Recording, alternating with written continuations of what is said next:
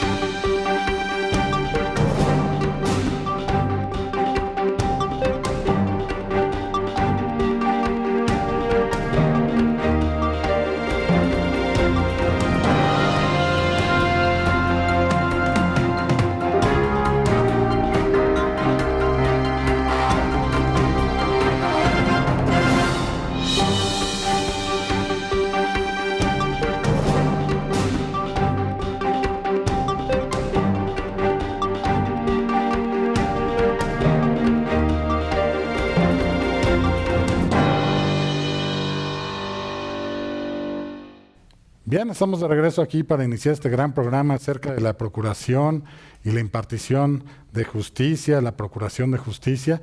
Para ello tenemos un grupo muy nutrido, muy capaz, gente que estoy de manteles largos de tener aquí, excelentes abogados, excelentes autoridades. Y bueno, pues empezamos aquí a describir quiénes nos acompañan aquí en el estudio. Primeramente, le agradezco mucho el que se encuentre el doctor Leonardo Fragoso Cruz, juez del Tribunal de Enjuiciamiento del Poder Judicial del Estado de México. Bienvenido aquí al programa. Muchísimas gracias. Bien, de igual forma nos acompaña aquí en el estudio el maestro David Arellano Mariscal. Bienvenido aquí al programa. Muchas gracias por tu invitación, Héctor. Un saludo a tu auditorio. Muchas gracias. De igual forma tenemos aquí al doctor Alberto del Castillo del Valle, que por fin se nos hizo tenerlo aquí, hombre, en el programa. Bienvenido aquí, doctor. Gracias, don Héctor. Pero pues no había tanta insistencia, por eso no he llegado con ustedes. No, es que estábamos en lo del COVID, pero ya verá que va a venir muy seguido, hombre, ¿no? Aquí estaremos con mucho gusto. Gracias. Claro que sí. También tenemos aquí en el estudio al maestro Gonzalo Covarrubias Cepeda. Gracias por la invitación, Héctor. Y de igual forma nos acompaña el doctor Leonardo Fragoso Orbe. Disculpen, el doctor Heraclio Escobar Bernal. Perdón. Buenas tardes, gracias por la invitación. Muchas gracias. Gracias por Bueno, así que es un grupo muy nutrido, son grandes personalidades, todos como usted. ¿Quién quiere iniciar con unos antecedentes, digamos, acerca del sistema de impartición, procuración de justicia? No sé si quieras. Adelante, don David. Bueno, a mí sí me gustaría empezar haciendo una pequeña reflexión del Ministerio Público. Bien. ¿Qué podemos decir del Ministerio Público? El Ministerio Público en sus orígenes, cuando se crea, tenía el nivel de un ministro de la Suprema Corte. A lo largo de la historia, pues las instituciones se han venido modificando. ¿Hoy qué vemos? Hoy vemos antes una Procuraduría, hoy una Fiscalía o Fiscalías locales, así como la Fiscalía General de la República, desgastadas, con poca credibilidad, en una situación crítica. No nada más las procuradurías, también tenemos que agregar que el Poder Judicial presenta graves problemas, tanto estructurales como de funcionamiento del personal, una serie de situaciones que hemos visto públicamente que ocurren, ¿no? Claro. Para empezar, quisiera hablar del Ministerio Público y mi segunda intervención, cuando me dé la oportunidad, hablar del Poder Judicial. ¿Qué voy a decir del Ministerio Público? Hoy el Ministerio Público es una institución en la que nadie cree. ¿Por qué nadie cree? Va uno a una agencia del Ministerio Público, tienen unas instalaciones deplorables, hablo Fuero Común, Fuero Federal también, no son unas instalaciones decorosas para la función que desarrollan. Los sueldos, vamos a tocar el tema de los sueldos, tienen unos sueldos por demás muy bajos. En algunos estados de la República, entidades federativas, ganan 12,000, 15,000 pesos un ministerio público es realmente lamentable. No se ha dignificado la institución, no tienen papelería, el equipo de cómputo nunca funciona. Simplemente hoy nos paramos a la Fiscalía General de Justicia de la Ciudad de México, no hay protocolo de medidas sanitarias. En las agencias no hay una persona que les esté tomando la temperatura, ni hay señalamientos de huellas de sana distancia. No se cumple con las normativas, que deberían poner ejemplos son ellos. Y entrando a la substancia, yo me pregunto hoy, ¿son funcionales las agencias del Ministerio Público? ¿La Fiscalía cumple con su función? Dijeron que iban a hacer una reforma. ¿Dónde están los resultados? Tenemos muchos años que se especuló que iba a mejorar. A mí me tocó trabajar en la Procuraduría del Distrito en la época de Eliseo Morales Lechuga. Dijeron que iba a haber un cambio. Han pasado posiblemente 28 años, no sé. Y seguimos igual o peor. Corrupción en desbandada. Todas las agencias, yo pregunto al público, ¿quién ha ido a una agencia del Ministerio Público y no ha sido víctima de corrupción? Y debemos de destacar que aquí el maestro David Arellano pues fue Ministerio Público Federal, entonces sí puedes conocer, sí puedes dar una opinión de lo que era antes y cómo está ahorita. Así es, no hay papelería, hay instrucciones para resolver los asuntos, no se resuelven con una autonomía. Bien. Todo el mundo lo sabe, pero nadie lo viene y lo dice, ¿no? No lo decimos. No existe autonomía del Ministerio Público. Resuelven con instrucciones. Los asuntos que no tienen importancia son los que se resuelven bien, pero todo lo que tiene cierta relevancia siempre tiene un matiz político, un interés personal y no se resuelven en base a la ley que debe ser general, abstracta e impersonal. Entonces, esto de que le cambiaron de nombre y que se supone que era para mejorar, entonces, ¿no se ha dado? ¿O sí se ha dado? Pues cuando tú tienes el mismo personal, las mismas instalaciones, la misma idiosincrasia y le cambias el título a la puerta de la entrada, sigue siendo lo mismo. ¿Qué necesitamos? Un cambio de actitud y yo he propuesto, ¿por qué no homologamos a la Procuraduría al nivel del Poder Judicial en sueldos? Así se les puede exigir que cumplan. Bueno. Doctor Alberto del Castillo, una opinión en torno a esta parte. Muchos de los puntos que ha comentado don David son compartidos por su servidor.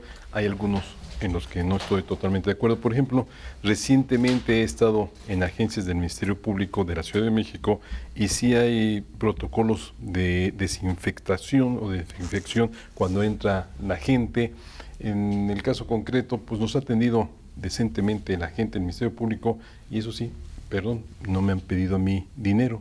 Claro. No me han dicho, oye, ¿cuánto me das para esto, el otro, aquello?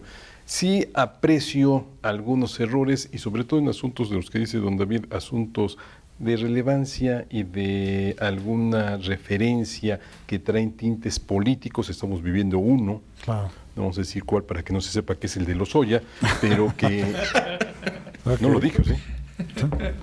Bueno, Lozoya papá supongo que decía, ¿no? Sí, claro, sí. Lozoya ya pasó. Okay. Entonces, son temas en donde efectivamente hay una corrupción. La corrupción no es nada más recibir una cantidad de pesos. La corrupción es no hacer la actividad que se tiene encomendada correctamente, no cumplir puntualmente con los mandatos del derecho. Ahí hay corrupción. Cuando retrasan la procuración de justicia, cuando no investigan, etcétera, pues sí hay actos de corrupción y en esas condiciones comparto esta versión, pero hay otros puntos donde yo aprecio que tienen pues computadoras buenas, tienen en los asuntos que estoy comentando, sí tienen hojas de papel. Sí, tienen material de los recursos materiales, digamos. Así es. Okay. Y conocimiento de los agentes del Ministerio Público que en ocasiones y por errores pues se les ha imputado una serie de conductas ilícitas, pero que a veces no existen las mismas. Claro. Y la versión sería, si yo sé que el agente del Ministerio Público es corrupto, ¿por qué no lo denuncio? Pues hay que denunciarlos también, para efectos de que de esa manera se combata la corrupción. No nada más decir, es corrupto, pero sin hacer algo. Hay que denunciar a ese agente del Ministerio Público. Yo platicaba el otro día con un Ministerio Público y me decía que llevaba más de 300 y tantos asuntos donde pues, la verdad se pierde entre tanta información. ¿Esto usted lo comparte igual? No sé si son 300 o son 50, pero 50 asuntos de un agente del Ministerio Público. Es mucho que hacer. Sí, claro. Y un comentario que estaba haciendo antes de entrar al programa, don Leonardo Fragoso, el asunto que sea es importante. Sí, claro. Vamos a poner el asunto, que es un pleito que traigo con un amigo, el asunto del robo en transporte público, donde roban a una persona 200 pesos. Oye, es un delito de bagatela. Sí, pero para esa persona era todo su patrimonio. Y es importante. Ahora, que no se combata esta serie de conductas, ahí están las consecuencias. ¿Cuántos delitos de robo en transporte público hay? Una gran cantidad y no se combate. Entonces ahí también hay una política del Ministerio Público errónea que es también de corrupción. Todos los asuntos son importantes, claro. Finalmente, ¿no? Bien, vamos a una pausa comercial y regresamos. Muchas gracias.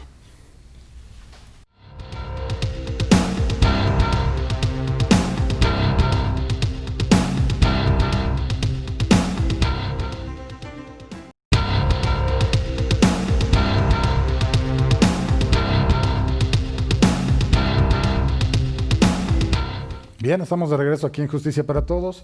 Seguimos con esta parte de la Procuración de Justicia. Está bien, está mal. Sí me gustaría mucho escuchar la opinión del doctor Heraclio Escobar. Usted, al ser juez... Heraclio, discúlpeme. Perdón, estoy algo confundido. Entonces, Leonardo Fragoso, perdón, discúlpeme. Ahora sí lo puedo escuchar. No sé por qué tengo aquí estas cosas invertidas, pero... Si me puede dar su opinión en torno al tema. Claro que sí, muchas gracias. Coincido en los puntos que ha señalado el maestro David Arellano. En relación a esta problemática estructural que tiene el agente del Ministerio Público y Fiscalía. Sí. Lo ha descrito de manera muy, muy precisa y además con conocimiento, porque él fue agente del Ministerio Público Federal. Nadie más que él sabe las entrañas y la problemática que se vive. En cuanto a la administración de justicia, pues desde luego que estos problemas estructurales se traspolan en la actividad que realiza el Ministerio Público cuando judicializa alguna investigación. Entonces sí tiene desde luego una problemática importante que se traslada hacia las decisiones que toman los órganos jurisdiccionales. Es cierto, agentes del Ministerio Público vienen operando en situaciones extremadamente paupérrimas, severas para ellos. Los que tenemos contacto a diario con el agente del Ministerio Público nos damos cuenta que ellos en la investigación que realizan cuando es un delito en flagrancia o cuando están realizando alguna investigación sin detenido, evidentemente ellos son los que ponen de su bolsa todos los insumos necesarios para realizar su trabajo. Qué lamentable. Con salarios muy bajos, sin ninguna protección más allá de lo necesario, y es una actividad muy difícil, en verdad muy difícil y muy riesgosa. Eso es algo que no se toca o que no se ve. Como sociedad, pues desde luego les estamos exigiendo, sin justificar desde luego su actuar. Muchos son, y tengo la experiencia propia, son unos profesionales excepcionales. Algunos otros, desde luego, por esta problemática estructural, desde luego se ven disminuidos en cuanto a la capacitación, porque esa es otra situación que hay que tomar en cuenta, que deriva de esos problemas estructurales. Entonces, en cuanto a la procuración de justicia, desde luego estos problemas que se suscitan al interior de cada uno de ellos sí tienen consecuencias en el actuar que realizan una vez que ponen a consideración del órgano jurisdiccional una situación concreta. Entonces coincido ampliamente en lo que dijo el maestro David, por supuesto. Claro. Ahora sí espero no equivocarme, ahora sí, digamos. Ahora sí, el doctor Heraclio Escobar, una opinión. Muchas gracias primero por la oportunidad. Creo que me siento discriminado y así lo he de expresar. Y esa es una cuestión histórica y que hay que reflexionar.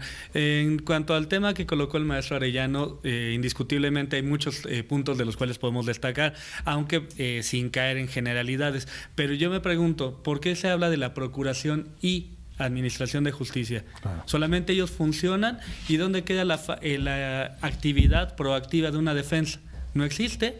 Históricamente está anulada, junto con él la presunción de inocencia. Esa es una de las grandes dificultades. Ponemos un caso concreto. Regularmente aquí en la Ciudad de México, una audiencia inicial con un defensor público durará, ¿qué? ¿30, 40 minutos? Con un defensor particular dura 6, 8, 10 horas. ¿Cuál es la diferencia? ¿En dónde radica o por qué? Tal vez por la complejidad del asunto, no podemos generalizarlo, ni mucho menos, pero creo que el tema es la cantidad de asuntos que se judicializan, o la cantidad de asuntos que se inician en carpeta de investigación, o la cantidad de puestas a disposición que realizan los elementos policiales. ¿En dónde queda entonces el problema? En la cantidad de funcionarios que estamos destinando, como está destinando el Estado para llevar a cabo esa función. Jueces de control federal están llevando audiencias a las 4 o 5 de la mañana.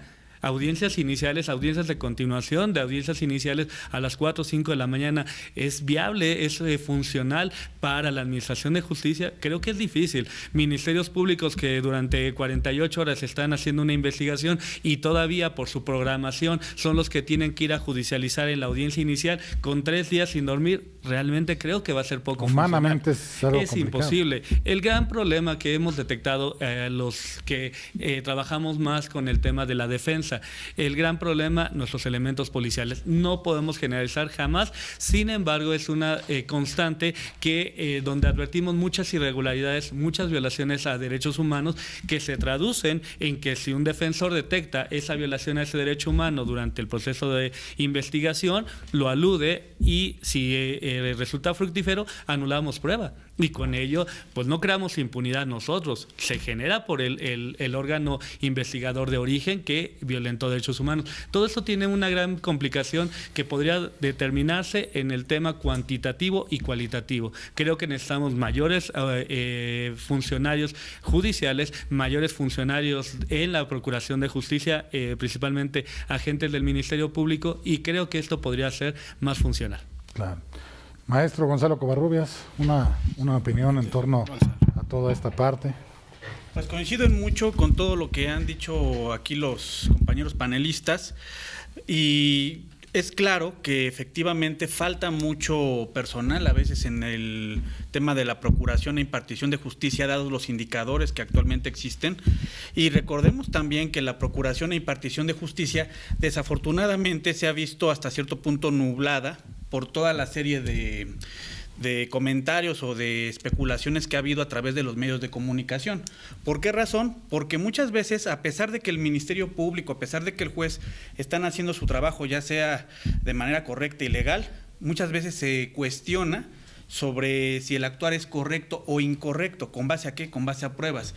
Muchas veces, y por desfortuna, la sensación social es: quiero ver a una persona en la cárcel, quiero ver a una persona sancionada. Sin embargo, creo también que al final de cuentas necesitamos una base probatoria, ya sea bajo el estándar de prueba de dato, de prueba, medio de prueba o prueba, para que nosotros podamos realmente decir si está o no en problemática la impartición o la administración de justicia, bueno, la procuración e impartición de justicia. Desafortunadamente, considero que al día de hoy se da mucha cabida a los medios de comunicación en cuanto a la injerencia de la opinión, y a veces estos medios de comunicación carecen de todo tipo de conocimiento técnico en cuanto a cómo se lleva a cabo un procedimiento, y entonces la información es la que precisamente falta. Necesitamos un mayor flujo de información hacia la sociedad, por lo menos para que conozca los derechos, para que conozca cómo se llevan a cabo los procedimientos, y eso a su vez va a generar una mayor crítica, pero crítica ya constructiva de parte de la sociedad para con las instituciones.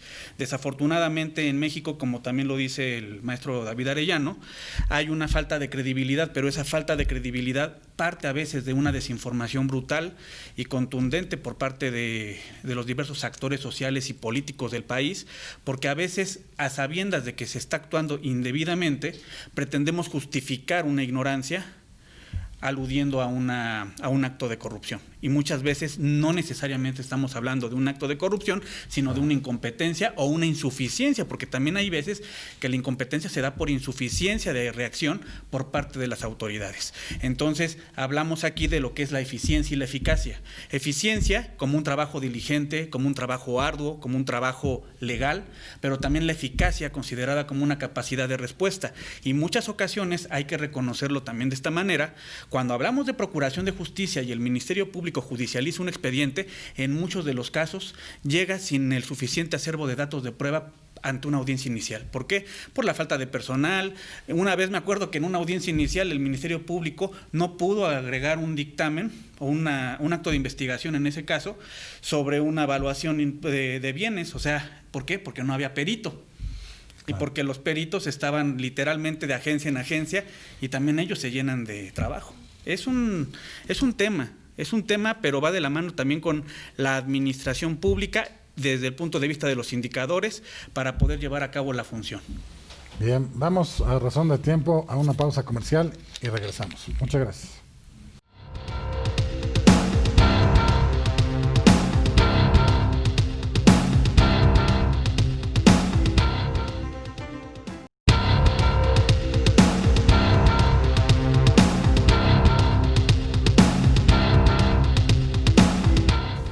Bien, estamos de regreso aquí en Justicia para Todos y bueno, seguimos platicando de esto de la Procuración de Justicia. Yo quisiera preguntarle al maestro David Arellano, mucha gente y en las redes sociales nos lo están comentando, que qué es mejor, este nuevo sistema penal acusatorio, en lo que se refiere a todo el Ministerio Público y toda esta parte, o el sistema inquisitorio que existía anteriormente, porque no es lo mismo el principio de presunción de inocencia de ahorita a lo que se tenía anteriormente. Ahorita por eso se están yendo muchos delincuentes, muchos imputados, están saliendo, mucha gente que comete algún ilícito por errores en todo lo que hay. ¿Qué es mejor? Mira, mi experiencia personal te podría decir, yo le he dicho al sistema acusatorio, sistema perdonatorio, en vez de acusatorio, adversarial. ¿Ha generado cierta impunidad? Sí. También tiene algunas tutela a los derechos humanos de una manera pues considerablemente eficaz. Sin embargo, desde mi perspectiva, nunca he estado negado a la modernidad.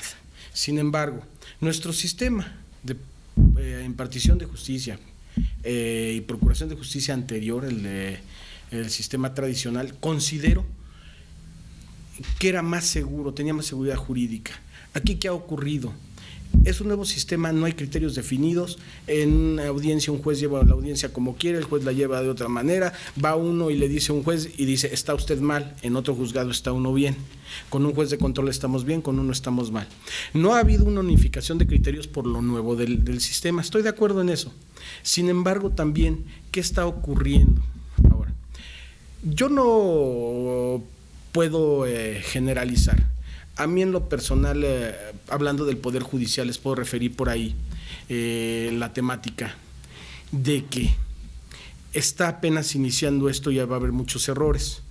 Mi perspectiva es que sí vamos a ir un fracaso rotundo, seguramente, y en su oportunidad pues tendremos que tener de nueva ocasión un sistema mixto. No existe en este país. ¿Todos los millones que se han empleado en toda esta parte? Podemos dejar, había cosas que había que subsanar del sistema tradicional. ¿Cuáles? Que el juez estuviera presente en la audiencia, nadie lo conocía. Hoy sí lo conocemos. Habría que subsanar otras cuestiones en cuanto a las temporalidades procesales. Ajá.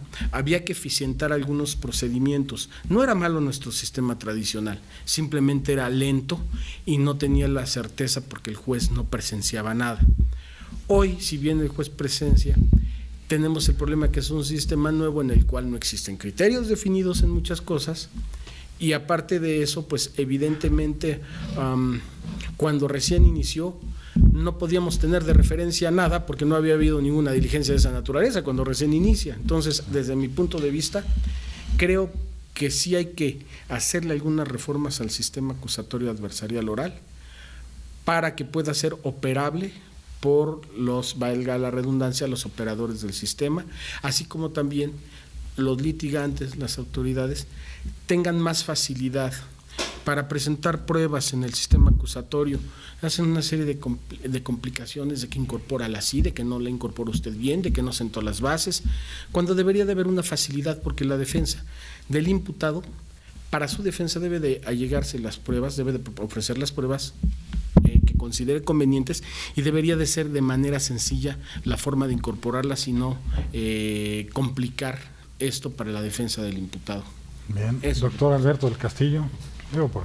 Totalmente de acuerdo con don David, totalmente en el sentido inicial que va a ser un pleito con don Leonardo, Eso es lo que estamos previendo. de que el otro sistema para mí era mejor.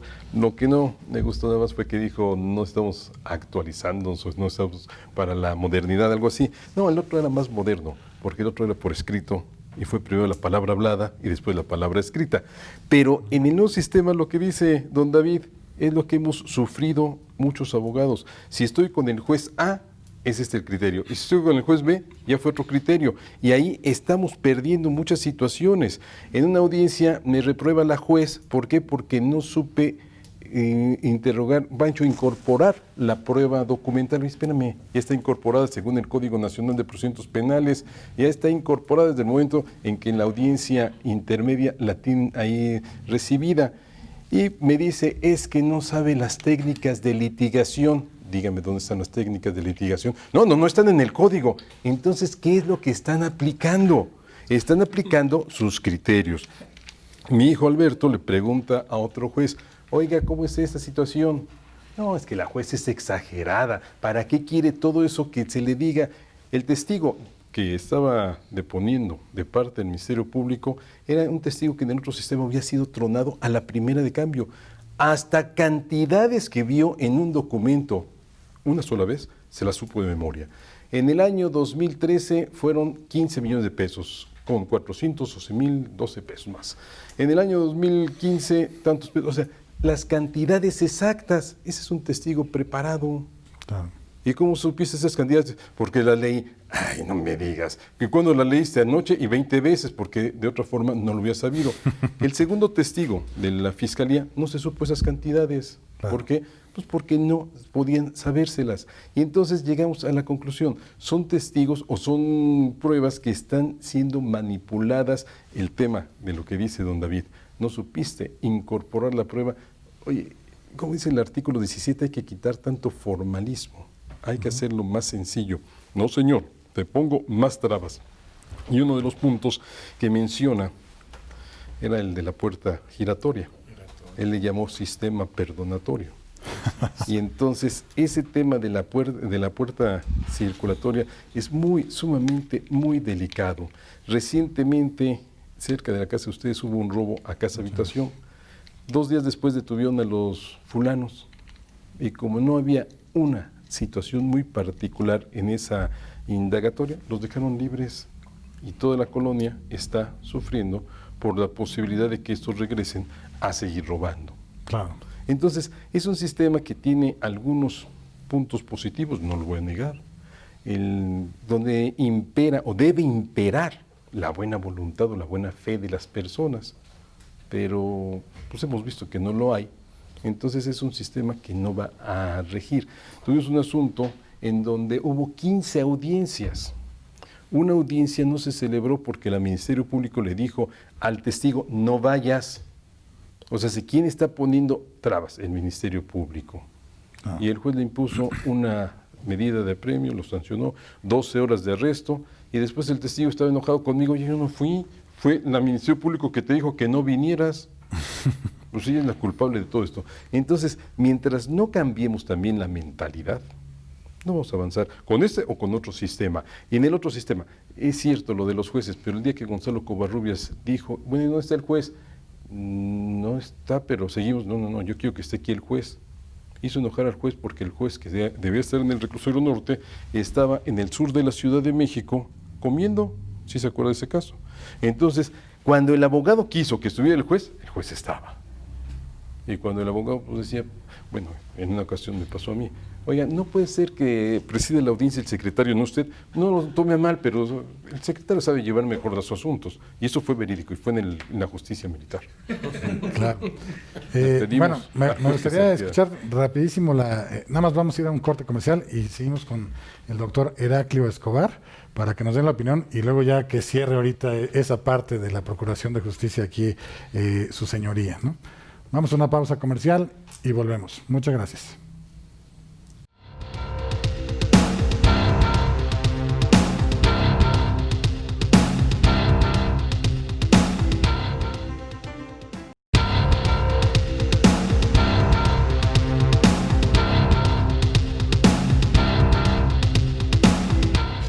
Bien, seguimos aquí en lo de la Procuración de Justicia, aquí en Justicia para Todos.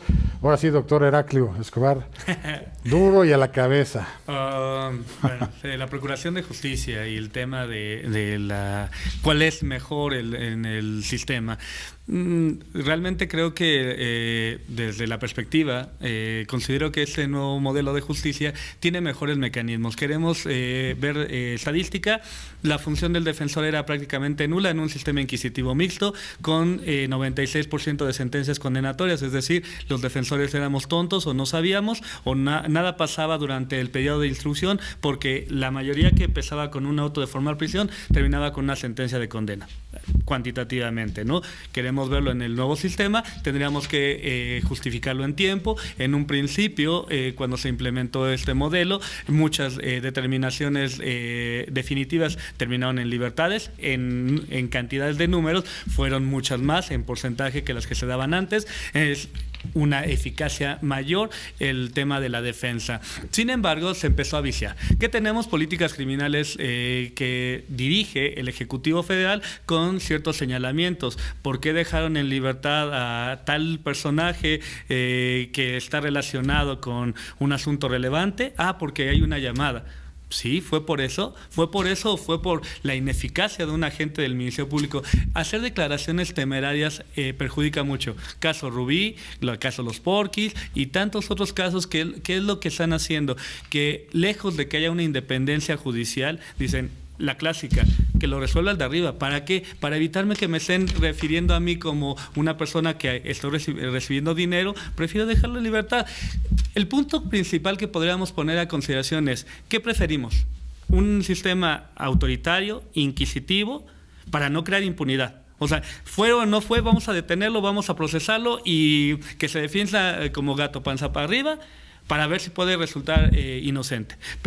O nos vamos al otro extremo, un sistema completamente democrático, respetador de derechos humanos, que obliga a las autoridades a dirigirse bajo el marco de legalidad. Es decir, si no puedes torturar a una persona para sacar información, pues no la torturas, porque esa información no te va a servir porque va a estar viciada y cuando se lo lleves a la autoridad judicial y el abogado medianamente conocedor advierte esa situación o se filtre en los videos, va a crear lo que le llamamos impunidad. ¿Qué preferimos? Un sistema inquisitivo donde todos podemos caer en ese presupuesto y que no nos vamos a poder defender porque los medios de comunicación están encima del asunto y que hagamos lo que hagamos vamos a estar señalados como culpables, o preferimos crear hasta cierto punto impunidad. Lo resolvió en un asunto la Corte y dijo la Corte, no lo puedo citar textualmente porque no lo recuerdo, pero dijo, prefiero crear impunidad en un solo de los casos que mandar una señal a la Procuración de Justicia de que ellos pueden hacer cualquier cosa, violentar cualquier derecho humano, que aquí va a estar el Consejo de la Judicatura para subsanar todas esas deficiencias. Creo y comparto la opinión de los señores ministros cuando emiten esa determinación. Sin embargo, pues obviamente que la política criminal ha empezado a hacer laxo un sistema que estaba programado para ser muy eficaz. Empezamos a tener prueba imperfecta para decir que no fue tan violentadora de derechos humanos y eso no nos está trayendo a nada. Y finalmente el tema de la preparación. Creo que no fue tanto el tema de de capacitarnos o no. En 10 años he dado, igual que mi maestro Alberto, aquí presente, infinidades de cursos. No es el tema la capacitación, creo que se ha dado la suficiente capacitación, pero hay que ver qué capacitación nos está llegando. En lo particular fui de las primeras generaciones de INACIPE, del sistema penal acusatorio, y que nos daban cómo pararnos, cómo vestirnos, el tipo de corbata que debemos usar, fanfarronadas que no abonaban nada a una creación o estructuración de un modelo de justicia penal que aparentaba o que nos estaba vislumbrando iba a ser muy respetador de derechos humanos. Yo prefiero un sistema de derechos humanos que aún y cuando en alguna ocasión pueda causar impunidad, que mandar esa señal a que la Procuraduría, la policía pueda hacer lo que quiera, porque en algún momento cualquiera podemos estar ahí. Esa sería mi opinión. Bien, pues yo había dicho en el bloque anterior que iba a seguir su señoría, el doctor Leonardo Fragoso, pero las redes sociales aclaman el comentario del maestro Gonzalo Covarrubias, príncipe del amparo, que está el rey del amparo también aquí. Tenemos aquí presente a toda la monarquía. Por favor, un comentario. No llegó a tanto. Sin embargo, comparto mucho la opinión del maestro Heraclio García Escobar, y del doctor Alberto del Castillo. Cada uno de los sistemas tuvo sus pros y sus contras. Desafortunadamente, creo que la deformación de cada uno de los sistemas siempre va a tener como un resultado la violación a derechos humanos. Pero desafortunadamente también, yo creo que cualquier sistema, independientemente de si ya tiene años o si es nuevo, siempre se va a sujetar a una autopoiesis o autorreferenciación. Entonces el sistema debe ir modificándose, debe ir cambiando y debe ir acoplándose a una nueva realidad. Hoy en día, si nosotros referimos a las pruebas en un sistema mixto como el que teníamos anteriormente, un sistema tradicional, las pruebas técnicamente ya tenían valor desde la averiguación previa. Al día de hoy ya el hecho de que en el sistema acusatorio tengamos la oportunidad de controvertirlas ya directamente ante el juez y que el juez sea quien las reciba y que no nada más sea el juez el que las reciba, sino que sea solamente un juzgador el que reciba todas las pruebas, eso ya es una ventaja. ¿Por qué? Porque el juez ya cumple con un principio de inmediación, cosa que en el sistema tradicional desafortunadamente podía o no podía pasar. ¿Por qué? Porque también me tocó ver que cuando ya empezaron a despresurizarse algunos juzgados tradicionales, pues algunos jueces ya de sus oficinas pues se salían a presenciar las audiencias e inclusive acordar. Y eso me pasó en el Estado de México de manera muy recurrente, ya cuando, por ejemplo, en el Distrito Judicial de Cuautitlán había 3 juzgados, si no mal recuerdo, y todavía estaban despachando, pero ya estaban despresurizados. Entonces ya de alguna forma salían. Y yo decía, bueno, si el sistema opera con el juez facilita muchísimo la tarea, porque desafortunadamente la justicia de secretarios no es una justicia que sea muy óptima. Sin embargo, también hay que reconocer que el hecho de que el juez reciba la prueba y que el juez sea quien presencie la forma de interrogar a los testigos, que el juez reciba cada una de las pruebas que estén ya desahogándose dentro del procedimiento, nos hace ver que el juez a su vez va a tener mayor juicio para sentenciar el expediente, por la razón de que va a tener todos aquellos signos paralingüísticos que nosotros a su vez no podríamos ver presentes en un sistema donde el juez estaba en su escritorio y el secretario era quien lo recibía. Entonces creo hay una ventaja hasta cierto punto, pero eran también adecuaciones que de cierta manera se pudieron haber hecho en el sistema anterior, pero con sus tintes de oralidad. Ahora, el problema con el sistema actual es pues la serie de trabas que se le han estado imponiendo a lo largo de todo este caminito que ya llevamos transcurrido desde hace más de 8 años, en el sentido de que se supone que es una prueba desformalizada la que ya debe estar incorporada en el juicio, pero yo siento que el hecho de que ya nos digan, es que el sistema no está funcionando, tenemos que generar un código de barras, es que el elemento de la policía no puede ir más allá de lo que le mandó el Ministerio Público, cuando el agente de la policía puede perfectamente realizar una investigación. Sin embargo, el Ministerio Público limita muchas veces esa actuación de un elemento. Claro. Y eso es algo que desafortunadamente acontece. Bien, pues ahora sí, para oír todo el argumento de la parte del sistema judicial, el doctor Leonardo Fragoso, ahora sí. Muchas gracias. Y ya escuchando las posiciones de los demás panelistas, desde luego que cada sistema ha tenido sus ventajas, sus desventajas. Puedo decir, en lo personal, tuve la experiencia de estar en los dos sistemas. Claro. E incluso en alguna parte que no es muy conocida, a lo mejor en la República Mexicana, al menos en el Estado de México, tuvimos una transición de lo que eran los llamados procedimientos predominantemente orales, es decir, de manera oral, pero con la aplicación del Código Procesal del Estado de México, anterior al sistema acusado predominantemente oral, porque tuvimos otro a partir del 2000, bueno, en su aplicación 2009, 2008, 10 hasta el 16, que ya tuvimos el Código Nacional. Tuvimos un procedimiento de este tipo, el cual tuve la oportunidad de participar. Efectivamente se llevaban a cabo juicios orales, obviamente los delitos pues eran los que se consideran de cuantía menor, juicios que no eran o procedimientos que no eran de delitos graves. Sí había una operatividad. Entonces, una vez que analizo esa parte, decía, bueno, pues sí, efectivamente puede ser viable. Sin embargo, con la implementación del sistema acusatorio, tenemos otras ventajas, como lo señaló bien el doctor Heraclio y también el maestro Gonzalo, que podemos verificar de manera directa no solamente el desahogo de las pruebas, sino más aún tenemos el contacto directo con el acusado. Y muchas de las ocasiones el acusado es cuando al momento en el cual rinde su declaración nos hace saber algunas otras circunstancias que eran totalmente desconocidas, como el hecho de que fueron torturados. Y entonces nosotros obviamente tenemos que tomar una medida, tenemos que dar intervención a la Fiscalía para el efecto de que se inicie una investigación en contra de las personas que violentaron a esta persona, que lo han torturado. Entonces, esa parte, desde luego, no lo conocíamos anteriormente, porque lo que se recibía, evidentemente, pues era una averiguación previa, escrito, y también pues teníamos que valorar esas pruebas como tal. Aquí, en el sistema acusatorio, tenemos la ventaja de que podemos incluso intervenir, preguntar, indagar.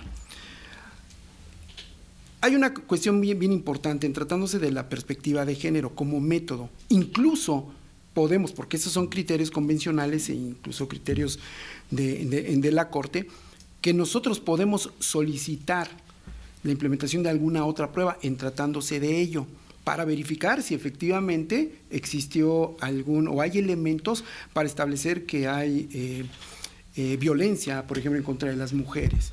Y eso, desde luego, que nos da un panorama más amplio, lo que no existía anteriormente. Desde luego que sí se debe de ir ajustando. Estoy de acuerdo en que hace falta mucha preparación. El doctor Heraclio manifestaba, sí hubo capacitación, pero una capacitación equivocada.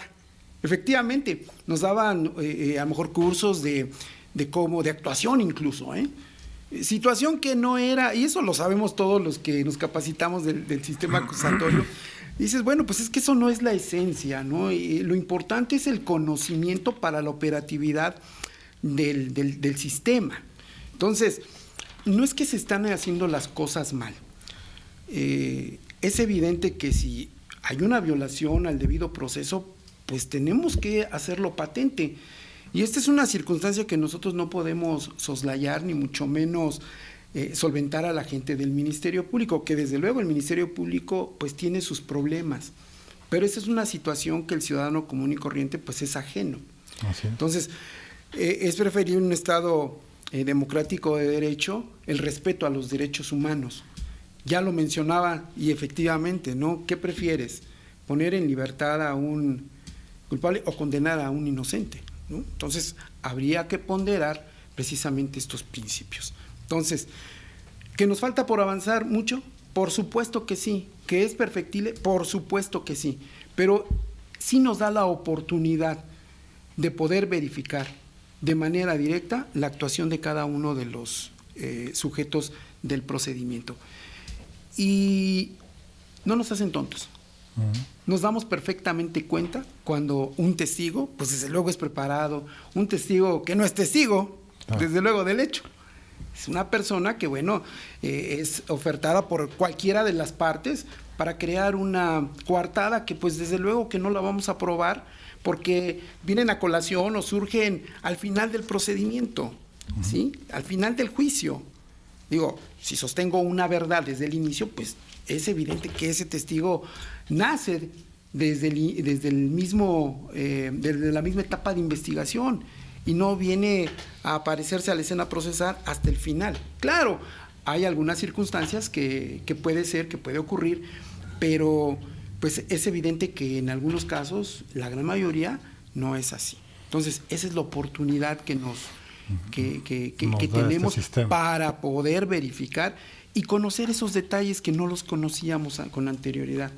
Bien. Entonces, por eso repito, y en el sentido de que manifestaba el maestro David, sí había cierta certeza en el anterior sistema. Y yo lo viví, sí, evidentemente, sí resolví, sí pude emitir sentencias bajo las reglas de un sistema predominantemente oral, aplicando los códigos procesales anteriores, pero no me daba la oportunidad de ir más allá, como en este caso, sí. Se da mucho cuando el imputado, ya el acusado, nos hace saber las violaciones a su integridad corporal. Eso no lo conocíamos y sí tenemos entonces la oportunidad de indagar un poco más. Y eso pues sí le da certeza al proceso. Y incluso, bueno, pues ya al final puede haber, si se agota una investigación, establecer que hubo una tortura con la consecuencia jurídica que esto pueda tener. Bien, vamos a una pausa comercial y volvemos. Muchas gracias.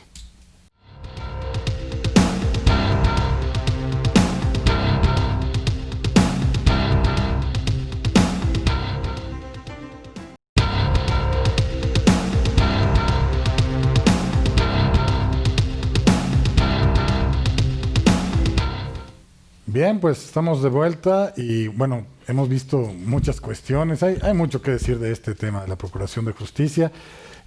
A razón de tiempo, yo sí quisiera escuchar una breve conclusión de cada uno de ustedes para dar final aquí al programa. Si quieren empezamos de aquel lado. Doctor. La política se tiene que alejar de la procuración, defensa y administración de la justicia. No tiene cabida, no es posible mezclar el agua con el aceite. ¿Qué daño ha hecho a todo el aparato que se encarga de hacer justicia el hecho de que la política se ingrese? El tema también podría ser los medios de comunicación con esos juicios mediáticos, pero creo que con esto ya podríamos tener un poquito más de buena observancia. ¿Por qué? En la práctica surgen, como bien dijo su señoría, que casualmente de la nada surgen testigos que presenciaron los hechos. Y uno dice, ¿y por qué después de tanto tiempo? ¿Y quién te dijo que este Ministerio Público era el que llevaba esta carpeta de investigación como para que directamente te fueras a presentar con él? O peor aún, piden una orden de aprehensión, se las digan porque faltan ciertos datos y casualmente ese mismo día aparece el testigo de la nada porque no hay citatorios y da específicamente esos datos. ¿Por qué? Porque por política criminal a la Procuraduría le están exigiendo números, cuando el asunto es relevante le están exigiendo que haga lo que haga, tiene que tiene que aportar las pruebas para que sea culpable. Y la mala praxis que se vive y mucho en diferentes entidades, entre ellas en el Estado de México, el señoría lo ha de saber, que por ejemplo cuando ya hay una evidente tendencia que el resultado va a ser favorable para la defensa, el Ministerio Público hace todo lo posible por no presentarse y aletargar al máximo ese asunto. ¿Para qué? Con la única intención de que el sujeto siga detenido. Eso es una práctica absurda, pero que tiene que ver mucho con política interna de las instituciones. Creo que si dotamos de mayor legalidad, de mayor transparencia a la Procuración de Justicia, que es el tema sobre el cual vamos a concluir, creo que tendríamos una mejor eficacia, perfiles y demás, y aclararles mucho a los elementos policiales. Las cosas que hagas ilícitas van a repercutir en un procedimiento y probablemente estés generando impunidad. Si tuviéramos ese cambio paradigmático, creo que tendríamos un mejor acceso a la justicia para todos. Don David, por favor. Yo quisiera concluir diciendo que hoy es un nuevo reto para nuestro país. Necesitamos dignificar la institución del Ministerio Público. La justicia buena cuesta. No se gana ni se obtiene con cursos en una aula, se obtiene con buenas condiciones de trabajo, con buenos salarios, con una idiosincrasia diferente, hay que cambiarle la idea al Ministerio Público de a qué va a trabajar, qué va a hacer en su oficina. Hoy es un tiempo de un reto, hablan de fiscalías, hablan de un nuevo sistema, se habla de todo, y donde les dejan sueldos de 12, 20 mil pesos mensuales, no hay papelería, tienen ayudantes porque no tienen secretarios, tienen no 50 ni 100 expedientes, los ministerios públicos tienen 500, 600, ahora carpetas antes averiguaciones previas, no las leen en un año, llegas a una mesa, te entregan 600, no las lees en un año, y luego sin secretario. Entonces, el nuevo reto es, ¿quieres justicia buena? Inviértele, Claro. páguenles bien, cambien la actitud de la gente bien pagada no genera problema social, la gente mal pagada genera corrupción y genera, aparte de deshonestidad, ineficacia. Muchas gracias. Don Gonzalo Covarrubias, por favor. Pues bueno, trataré de ser breve. Yo llego a la siguiente conclusión, que impartición y procuración de justicia deben ir obviamente de la mano. Desafortunadamente sí tenemos todavía algunas deficiencias en la operatividad de cada uno de estos sistemas, tanto de la persecución de los delitos como la impartición de justicia. Sin embargo, tarde que temprano tendremos que buscar la manera de que esto se nivele, porque de lo contrario va a generarse inestabilidad social. Esperemos que pues independientemente que ya tenemos parte de esa inestabilidad social, se vayan mejorando las condiciones, por lo menos, para poder dar mayores resultados en estos dos rubros. Y como lo dije hace unos momentos, se requiere evidentemente tener los indicadores precisos para saber a qué aparato le tenemos que invertir más, como Estado mexicano, como sociedad mexicana, porque desafortunadamente si no tenemos en cuenta a quién le tenemos como sociedad que asignar esos recursos, desafortunadamente no se va a tener un buen resultado. El resultado, como bien lo dice el maestro Arellano, tiene que ir de la mano con indicadores, tiene que ir de la mano con buenos sueldos, tiene que ir de la mano con el suficiente personal, porque de lo contrario, impartición y procuración de justicia se pueden colapsar. Los despachos no tienen la misma carga que las instituciones judiciales y de procuración del país, sencillamente. Okay. Doctor Alberto del Castillo, por favor. Claro que sí, como no, con mucho gusto. Hay una reflexión en torno a las exposiciones anteriores de don Heraclio, de don Gonzalo y de don Leonardo. Hablan de derechos humanos, yo sigo hablando de garantías. Y si sigo hablando de garantías, sigo hablando de que antes de la reforma había garantías. ¿Por qué no se hicieron valer las garantías?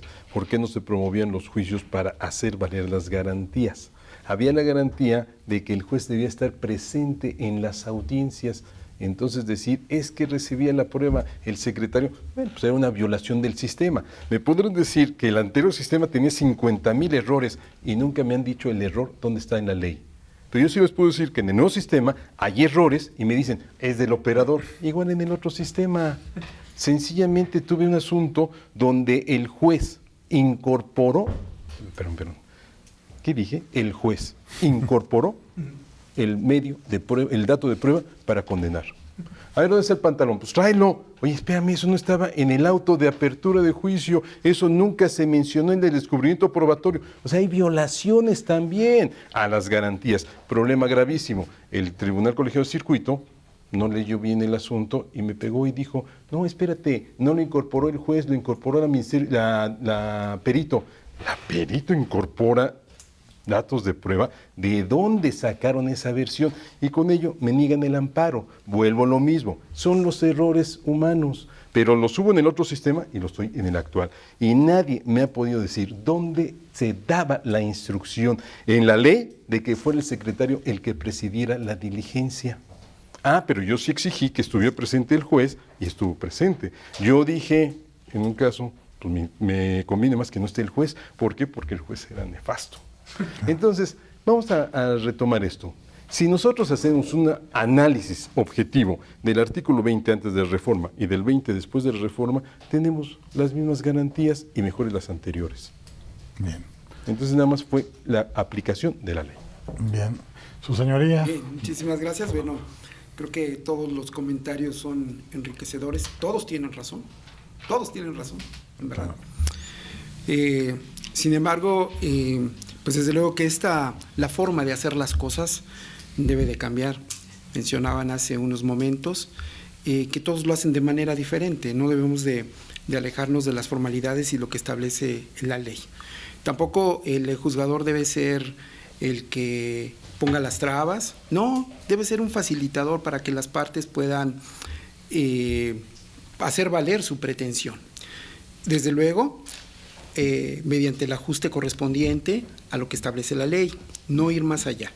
Entonces, la conclusión fundamental es de que, bueno, pues en el caso de los juzgadores debemos hacer valer, y uno lo debe de hacer valer, ese principio de independencia y de autonomía. Más allá de cualquier otra circunstancia, tener la valentía para el efecto de emitir una resolución apegada a derecho en el sentido que sea. Bien. Y no lo dudo que en algunos casos no sea así, pero en algunos otros casos, la gran mayoría, tengo la convicción de que esto sí es así y se está luchando por ello. Claro. Bien, pues lamentablemente se nos ha agotado el tiempo del programa, no el tema, porque el tema podríamos seguir platicando muchas horas más acerca de esta parte de la Procuración de Justicia.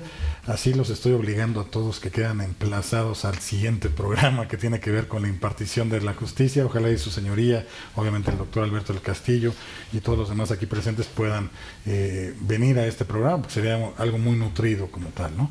Bien, si usted tiene alguna duda, alguna aclaración, algún comentario que desee realizar, en pantalla aparecen los datos de una firma legal, donde con gusto nosotros contestamos esas preguntas, que seguramente se las turnaremos aquí a las personas que el día de hoy nos acompañan, para que podamos contestarles a todos aquellos que nos están observando aquí y entendiendo aquí en el programa de Justicia para Todos.